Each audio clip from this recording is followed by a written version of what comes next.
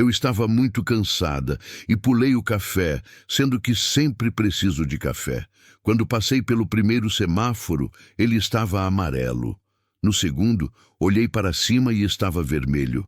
Mas não entendi por que um carro vinha tão rápido. Era quase como se ele tivesse previsto a mudança do sinal. Nós dois batemos a cerca de 60 km/h. Imediatamente soube que algo estava errado com meu corpo, porque eu estava caída para um lado e não conseguia me mexer. A coisa mais próxima que consegui pensar, como uma oração, foi: Deus me ajude, o controle foi tomado. Num momento como esse, tudo sai do nosso controle. Passamos tanto tempo tentando controlar a vida e naquele instante eu soube que tinha acabado. O que aconteceu depois estava fora do meu controle. Eu cresci no interior do leste do Texas e tive uma infância maravilhosa e muito livre, no sentido de que passei muito tempo na natureza. Meu melhor amigo e eu andávamos a cavalo. Acordávamos às 6 da manhã.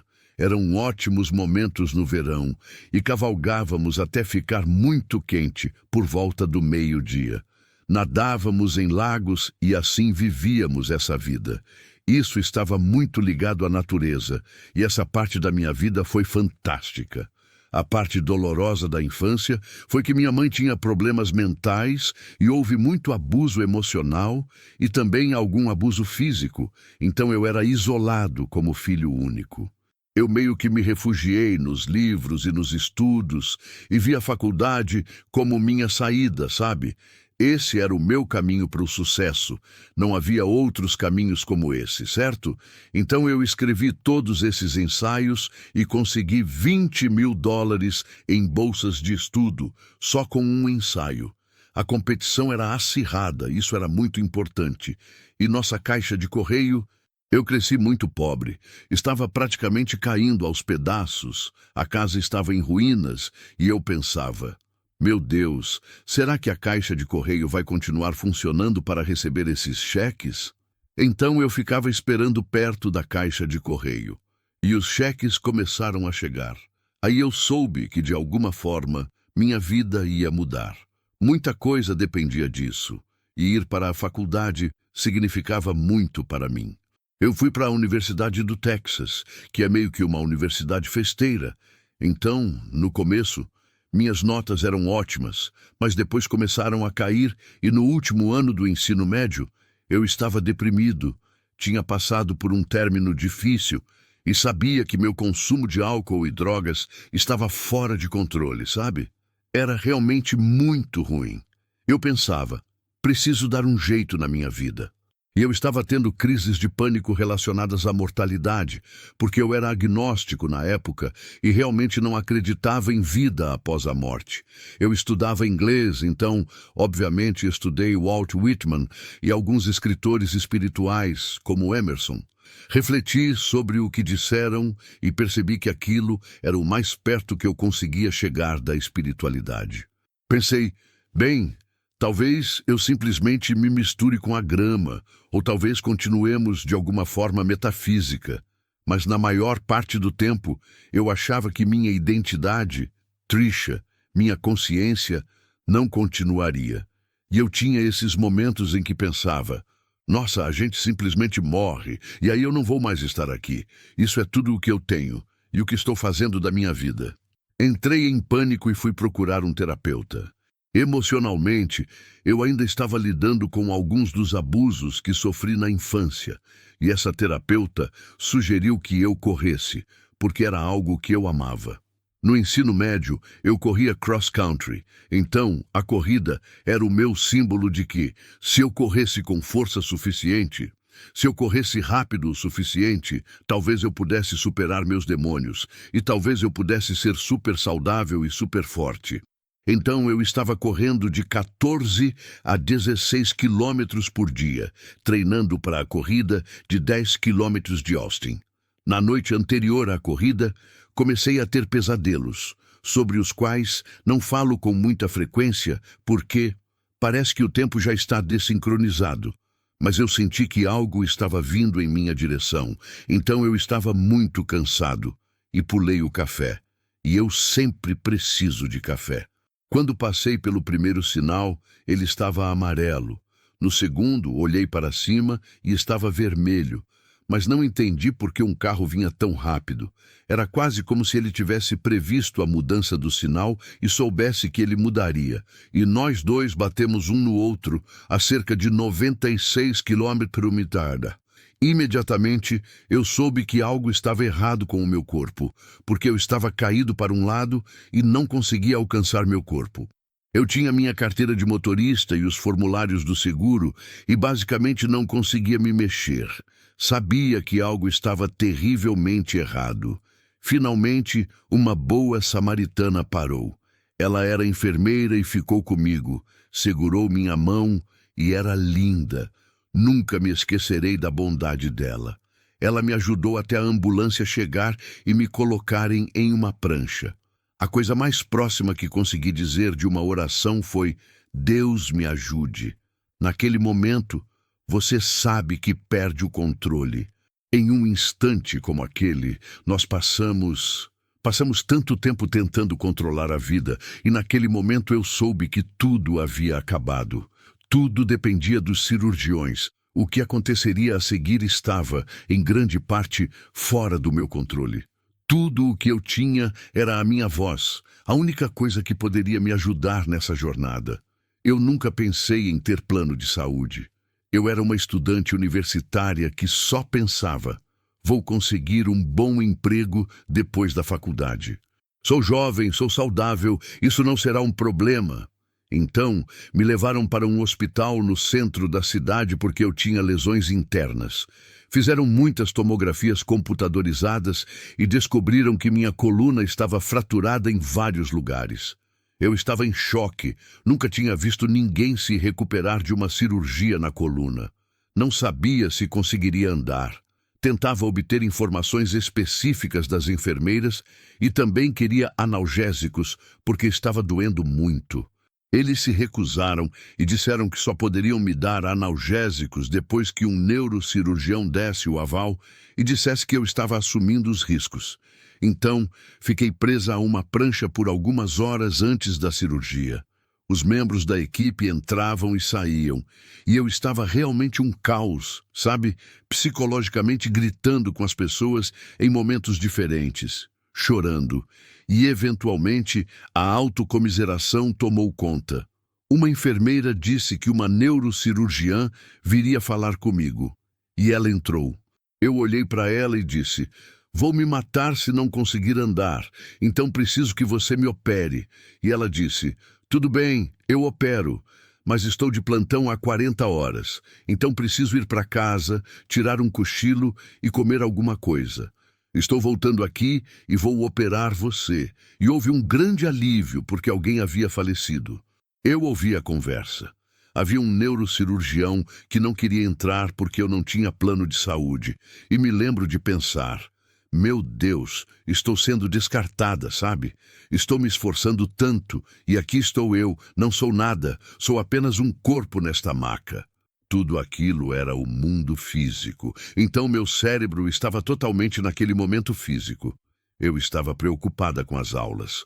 Eu estava preocupada em andar, mas não estava realmente preocupada com a morte, mesmo quando me levaram para a sala de cirurgia e disseram que havia 177% de chance de morte. Eu nem parei para perguntar. Pensei: bem, é uma chance alta, mas vou aceitar porque quero andar. Então eles me ajudaram a entrar e a doutora Flá era o nome da médica. Ela apertou minha mão e essa é a última coisa de que me lembro até sair do meu corpo. No instante em que saí, eu estava meio que no canto da sala, olhando para os cirurgiões e para baixo. Meu corpo. E quando você está fora do corpo, você não vê com os olhos normais, você meio que vê com essa visão de 360 graus, e você pode dar zoom e tal, ou pode ver atrás de você, mas não é tão importante, sabe? Você está olhando principalmente para o que está vendo, mas eu me lembro do topo da cabeça dos cirurgiões, e me lembro das mãos deles, e me lembro que havia uma música no rádio. Na verdade, era uma música do Elvis. Era uma estação de música ambiente, então eu pensei: eu conheço essa estação. Havia, sabe, muita consciência da sala em si e dos cirurgiões, e então eu pensei, estou vivo, eu vivo além deste corpo, e fiquei tão animado que quis contar para meus amigos agnósticos naquele momento. Pensei, agora posso explicar isso para eles, eles vão entender. A consciência definitivamente continua existindo. Levou muito mais tempo do que eu imaginava para realmente me comunicar com eles, mas achei que aquele momento já tinha sido profundo o suficiente. Só de olhar para o meu corpo, olhar para os cirurgiões, eu estava feliz. Quero dizer, não há palavras que descrevam aquela felicidade. Era alívio, uma paz absoluta que nos guiava. Eu me convenci disso naquele primeiro momento, porque minha consciência se sentiu à vontade. Sempre me sinto um pouco nervoso no corpo, e acho que a maioria das pessoas provavelmente se sente assim em algum grau. Há algo, alguma dor em algum lugar, alguma ansiedade ou algo acontecendo naquele espaço. Nada. Não havia dor, apenas paz, e minha inteligência parecia maior fora do corpo. Eu até pensei sobre aquela câmera. Esses neurocirurgiões deviam ser brilhantes, sabe? A doutora Hurley estava com seu assistente, que estava ao lado dela, e eu me lembro de olhar para eles e então, atrás deles, havia esses seres de luz com cerca de 2,7 metros de altura. Eu os chamava de seres de luz, de anjos, no meu livro, sabe? Anjos na câmera. Isso faz mais sentido para a maioria das pessoas, mas tudo o que eu sabia era que eles eram inteligentes, podiam se comunicar telepaticamente e estavam lá para enviar cura através dos neurocirurgiões para o meu corpo e me asseguraram que eu estava tão animada que até conseguiria correr de novo e que tudo ficaria bem. Aí, quase brincando, eles disseram, olha só isso. E quando disseram, olha só, eles canalizaram toda essa energia e luz através dos neurocirurgiões, iluminando toda a minha coluna. Lembro de ter pensado, que fantástico, os neurocirurgiões devem saber que os anjos trabalham através deles. Vou perguntar sobre isso mais tarde. Isso é incrível. Eles são tão inteligentes. Com certeza sabem que existe um plano ainda mais elevado. Inteligência trabalhando com eles e sabe. Aquele momento ficou marcado na minha memória, mas então o monitor parou de funcionar e naquele momento eu pensei, tecnicamente estou morto e não quero assistir. Será que eles precisam me virar? O que eles vão fazer? Como vão me reanimar? Anos depois, descobri que estava com hemorragia interna e estava morrendo de hemorragia. Então, eles começaram a cauterizar as veias, tentando estancar o sangramento e me dando transfusões de sangue. E foi isso que me trouxe de volta. Mas eu saí e...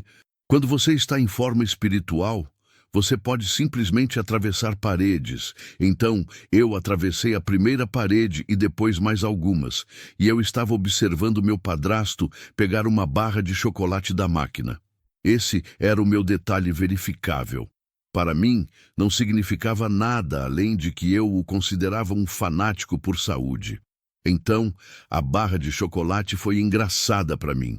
Eu pensei, ele tem um vício secreto em açúcar. Eu sei disso. Então dei uma risadinha e meio que me movi para esse espaço acima de Austin, que era o céu noturno, e flutuei lá por um tempo.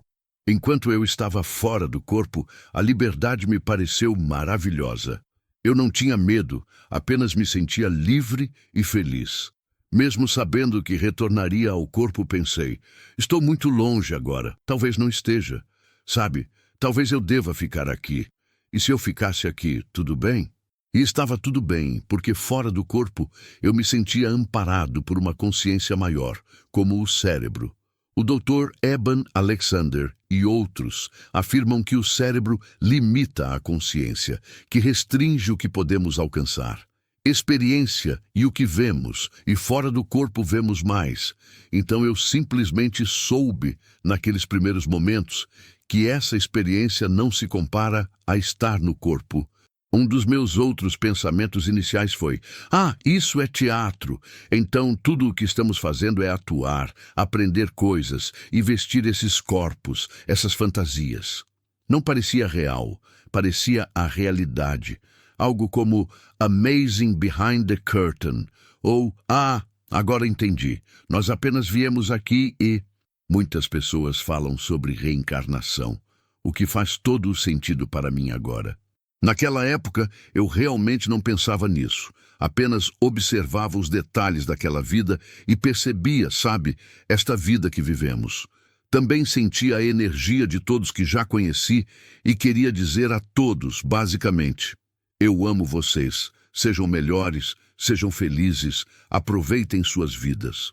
Essa é a mensagem da alma, não algo negativo. Apenas um ei, vá e ame sua vida. E você sabe, o telescópio Hubble, há algumas imagens que juro são muito semelhantes ao que vi. A imensidão rosa das estrelas. Eu estava flutuando em algum lugar que não reconheci, mas sabia que estava entre as estrelas. Também senti uma inteligência superior vindo em minha direção na forma de luz, quase como telepatia, como se fosse um olhar angelical. Ela veio até mim e me transmitiu mensagens como: o amor é tudo o que importa, é tudo o que você leva consigo quando deixa este lugar. Seja como uma criança. Lembre-os de ir à natureza. Todas essas parecem mensagens simples e cristalizadas, mas havia umas 5 ou 6 mensagens assim, e elas foram implantadas profundamente em mim. Eu sabia que nunca as esqueceria, que aquilo era para ser algo que eu absorvi. Naquele momento, me foi mostrada uma parte da minha vida e vi alguns momentos da minha infância, quando brincava na natureza, momentos em que eu tinha fé. E esses momentos eram bons, como se a luz dissesse: ei, sua fé era linda, seu amor pelos animais era lindo, apenas se lembre. As coisas boas e as partes boas da vida, e as coisas que não eram boas, se dissiparam quase como quando a sombra desaparece. Era quase como se eu pensasse: bem, não é isso que vou levar comigo. Quase como se essa mensagem fosse: o amor é tudo o que levamos conosco. Não nos apegamos ao negativo. Neste lugar de luz, vi na minha avaliação de vida alguns pontos em que eu poderia melhorar e fui um pouco preconceituosa e crítica. Eu estava orgulhosa de mim mesma por ter entrado na UT e meio que menosprezava as pessoas que não foram para lá. Na faculdade, em diferentes empregos onde trabalhei, eu observava as pessoas que trabalhavam em tempo integral e com sobrepeso, e eu não era rude com elas, mas também não lhes dava espaço para me conhecerem. E eu via como elas eram gentis, e vi que um casal delas foi para casa e orou por mim, e eu quase choro quando penso nisso, porque elas perceberam que eu era uma pessoa deprimida e se importaram, e eu nem lhes dava atenção porque não gostava da roupa que usavam. Quer dizer, é simplesmente ridículo. Então, naquele momento, pensei: posso fazer melhor? Posso ser uma pessoa melhor? Não estou deixando espaço para a beleza que as pessoas são. Esse era o foco principal da minha mudança. Como se a fonte criadora quisesse que eu olhasse para a beleza nas pessoas e em seus corações. É quase como se nossa alma soubesse como ser, mas nos esquecemos disso em nossa cultura, tentando nos sentir especiais ou bem conosco mesmos.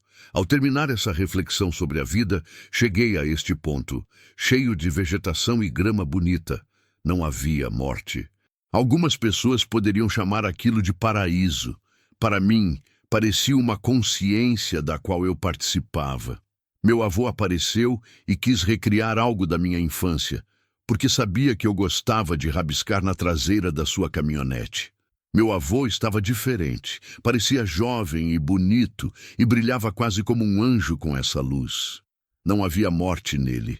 Eu o vi morrer. Fui a última pessoa que ele viu. Ele tinha leucemia.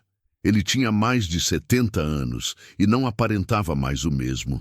Ele era a única pessoa que tinha alguma ligação comigo que já havia falecido.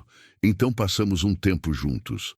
Em certo momento, ele perguntou se eu queria continuar. Mesmo estando na carroceria de uma caminhonete, dirigindo bem devagar por aquele lindo gramado verde, olhei para cima e soube o que ele queria dizer, que havia mais naquela experiência e que Deus estava do outro lado. Então, simplesmente saltei da caminhonete e me vi como uma alma, voando em direção a Deus. Eu me senti ótima. Senti como se toda a minha insegurança tivesse desaparecido. Me senti tão amada, como se aquele fosse o melhor lugar que eu já tinha experimentado. Por que alguém iria embora daqui? Eu quero me aproximar dessa fonte divina, dessa vibração, desse amor incondicional.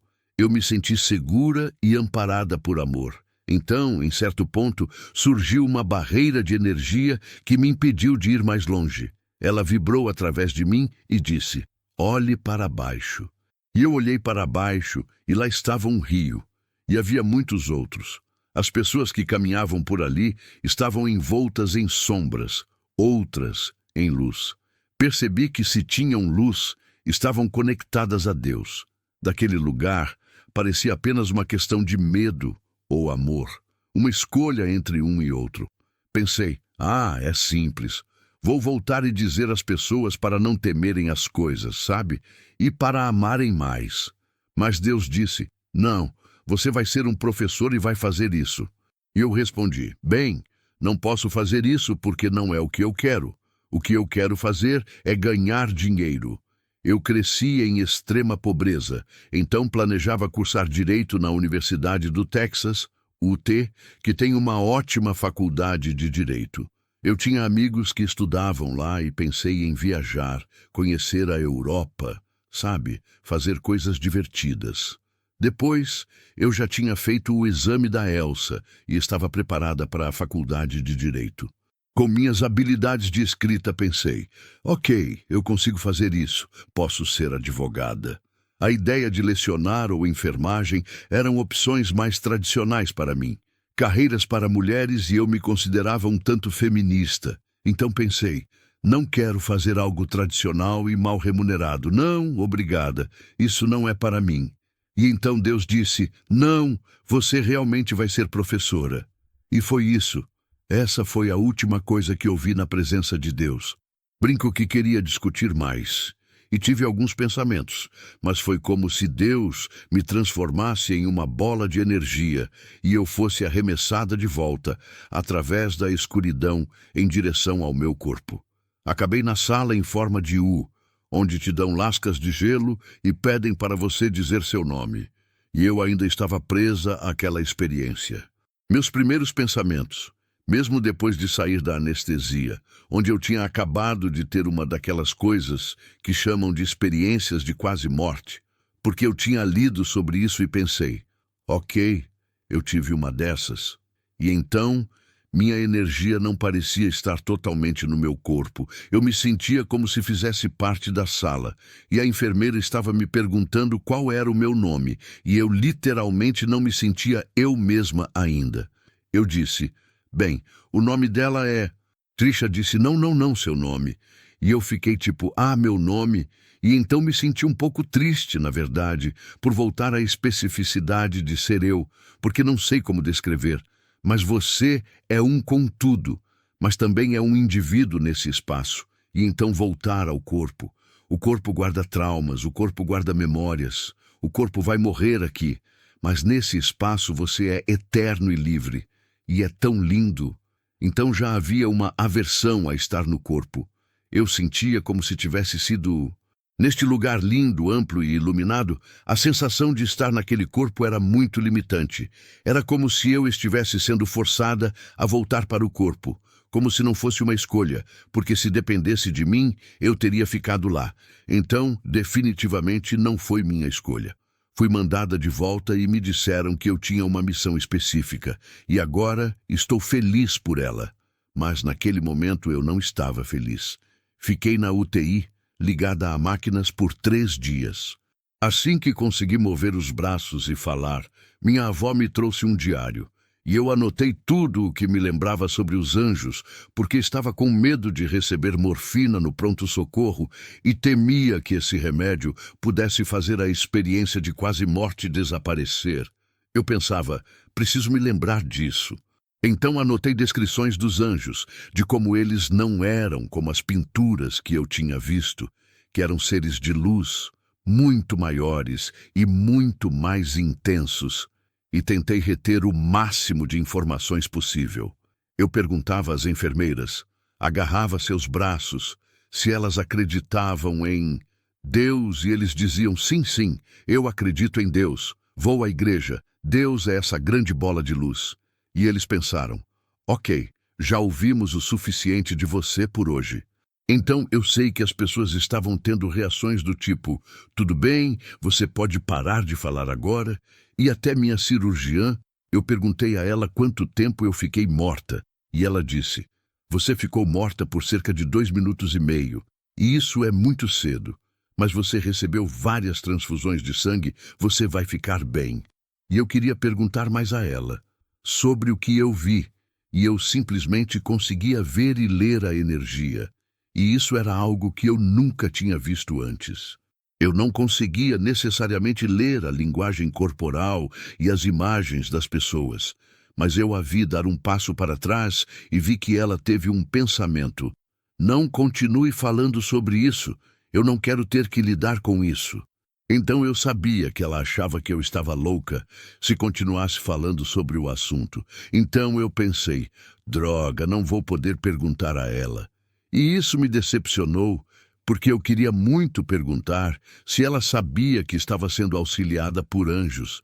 Mas eu era diferente desde o início. Comecei a ver as pessoas de forma diferente e a perceber manipulação, insegurança e todo tipo de coisa ruim na minha família e ao meu redor. E eu queria ajudá-los, sinceramente. Houve momentos em que entrei em contato com minha mãe e tentei contar sobre a minha experiência. E a única pessoa da minha família que se mostrou receptiva foi minha avó. Ela disse para minha mãe, em certo momento, deixe-a falar, está tudo bem. Isso é interessante, essa é a experiência dela. Ela foi tolerante e minha mãe revirou os olhos e disse, como ela poderia saber alguma coisa sobre Deus? E eu me lembro, isso vai ser mais difícil do que eu imaginava, mas continuei tentando. E houve um momento em que finalmente ficamos sozinhas e eu disse, mãe, eu morri. A primeira pergunta dela foi, você viu Jesus? Eu respondi, bem não. Percebi que ela ficou tensa, como se não tivesse sido uma boa resposta. Então, continuei. Mas o que eu vivi foi incrível. Me transformou. Eu acredito em Deus agora. Positivo podemos começar por aí, sabe? Tipo, eu sei que a gente continua e eu queria comunicar a ela que ela era tão amada quanto eu. Eu disse, olha, você está errada e eu estou errado, mas nós duas somos amadas. Não é ótimo? E eu pude ver no rosto dela que ela estava pensando. Eu não estou errada. Você que está errada. Então eu pensei, isso não é para ser uma briga.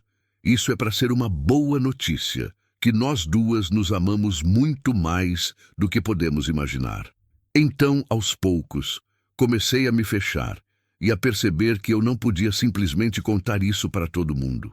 Muitas experiências no cenário indie me obrigaram a voltar à vida normal.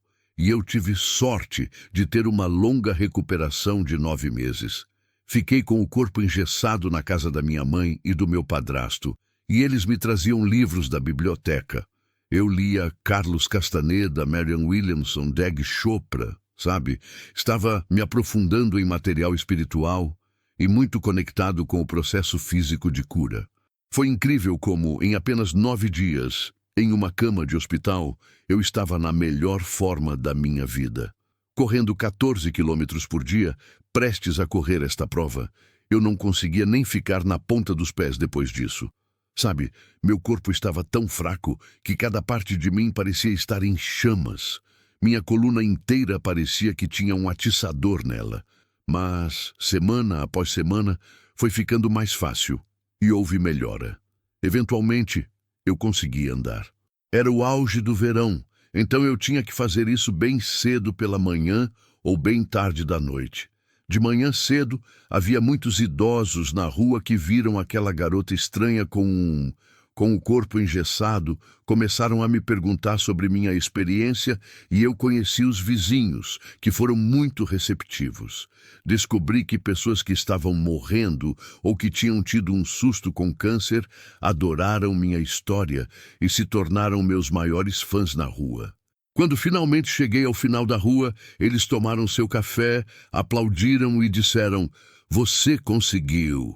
Era como se eu tivesse um grupo de torcedores mais velhos na vizinhança dos meus pais. Então, a vida era mágica, mesmo sendo dolorosa. Houve muitas descobertas. Aprendi a ter sonhos lúcidos e participei de experiências com a consciência fora do meu corpo.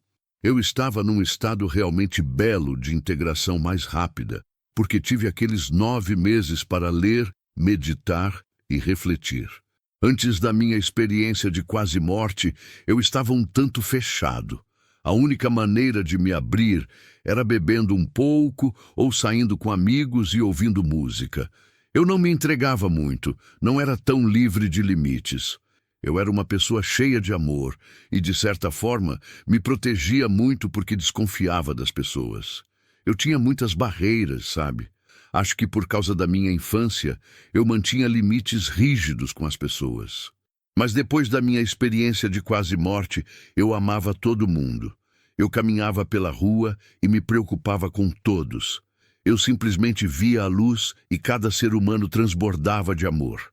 Eu tinha essa telepatia, eu entendia o que as pessoas estavam pensando e sentindo. Eu amava os animais. Quer dizer, eu era tão feliz. No primeiro ano, nem consigo descrever a felicidade e a liberdade de poder caminhar, de poder explorar este mundo e saber que existe energia que vem das árvores, que tudo é consciente, que tudo é belo. Isso simplesmente não fazia parte da minha consciência. A única coisa que eu tinha consciência antes era eu mesma, sabe? Meus pensamentos, minha cabeça. E muitos desses pensamentos não eram nada bons. Então percebi que todos aqueles pensamentos negativos, pensamentos que eu tinha me derrubavam, e eu não precisava necessariamente tê-los. Isso se tornou um processo contínuo de lidar com meus próprios pensamentos e perceber quais pensamentos são meus, quais não são, e como viver uma vida mais feliz. Também voltei para a faculdade, tirei minha certificação para lecionar, me formei e comecei a dar aulas imediatamente. No minuto em que entrei na sala de aula, foi mágico. Pensei: o que eu faço? O que vou dizer a esses alunos? Então, simplesmente lhes disse a verdade. Foi tipo: eu não quero ser professora. Eu sei que vocês não querem estar aqui. Eu também não. Eu fiquei tipo: mas me disseram para vir aqui e aqui está a minha história. E eles ficaram de boca aberta, olhos arregalados e disseram: eu tenho uma pergunta. E houve muita comunicação e muita conexão desde o início. Eu acho que as pessoas adoram essas histórias. Elas as fazem pensar sobre o que vem a seguir, sobre os elementos mágicos da vida, ou as colocam em contato com a sua própria jornada espiritual. Observei como diferentes alunos queriam se tornar psicólogos, ou como desejavam ser. Eles me contaram seus objetivos porque confiavam em mim de alguma forma. E eu era... Você sabe, eles foram meus primeiros alunos. E essa foi a primeira aula. E havia tanta magia, tanta hilaridade, tanta bobagem. Foi realmente divertido, mas também transformador, sabe? É tão fácil do outro lado. Só existe amor e só existe medo. Mas aqui, às vezes, as pessoas te atacam por medo. Às vezes, as pessoas são manipuladoras por medo. É que eles não têm o suficiente ou precisam de algo de você. E isso é devastador para as pessoas, sabe? Mas eu vejo esse medo como um bloqueio à luz de Deus. Pode ser depressão, pode ser qualquer coisa que te impeça de se conectar com Deus. E eu acho que a natureza é um caminho para muitas pessoas se curarem. Acho que é uma forma de muitas pessoas superarem muitas coisas. O isolamento, o tempo na natureza, a reflexão sobre a vida, repensar o que você quer fazer, como quer fazer de forma diferente e se reconectar com algo. É como uma luz que surge a cada instante em que sua alma desperta nessa jornada e pensa: estou fazendo algo bom, sabe? Tenho um sonho, um dom, algo para compartilhar ou algo para ajudar as pessoas. Sempre que você acorda e se conecta com algo maior do que você mesmo, então você está vencendo. E eu acho que todos nós podemos vencer em diferentes momentos de nossas vidas. Talvez haja dificuldades, mas ainda assim podemos chegar a um ponto em que contribuímos para a sociedade ou desfrutamos plenamente da vida, com muita alegria. Em nossas vidas, sabemos que, da melhor forma possível, estamos oferecendo amor ao mundo. Quero dizer, sei que todos nós nos frustramos com o trânsito, a tecnologia e todo tipo de coisa. Eu não sou imune a isso, sabe? Certamente tenho momentos na vida em que me sinto terrivelmente frustrado. Mas volto a pensar: como posso aproveitar mais isso? Como posso me lembrar de que minha energia afeta outras pessoas e como posso evitar afetá-las negativamente? E espero que, em um nível quântico e nesse nível de unidade, isso aconteça cada vez mais. Mais pessoas estão despertando para a nossa interconexão, porque se percebermos que estamos todos conectados e que somos todos um, não desejaríamos que ninguém sofresse. Faríamos do sofrimento na sociedade o nosso foco principal. Como podemos aliviar o sofrimento? Como podemos aliviar o sofrimento na vida das crianças, dos idosos, das pessoas sem seguro-saúde, das pessoas que não conseguem encontrar emprego, das pessoas com deficiência? Como podemos, de forma geral, ajudar as pessoas a viverem vidas melhores? Acho que muitas pessoas que estiveram à beira da morte, as experiências apontam para um amor maior do outro lado que pode nos ajudar a viver vidas melhores. Vamos lá pôr